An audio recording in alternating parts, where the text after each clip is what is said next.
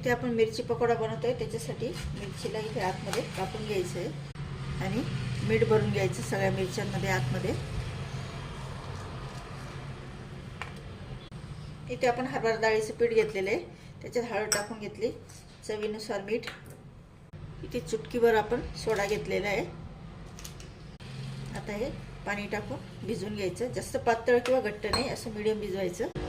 तर पीठ आपलं भिजलं गेलेलं आहे, तर 10 मिनिट आपण राहू देऊ, मग पकोडा तळूया.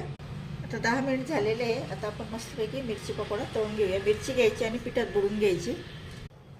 आता तेल तापवून ठेवलं तर आपण आता त्याच्यात मिरची पकोडा आपण सोडून घेऊया.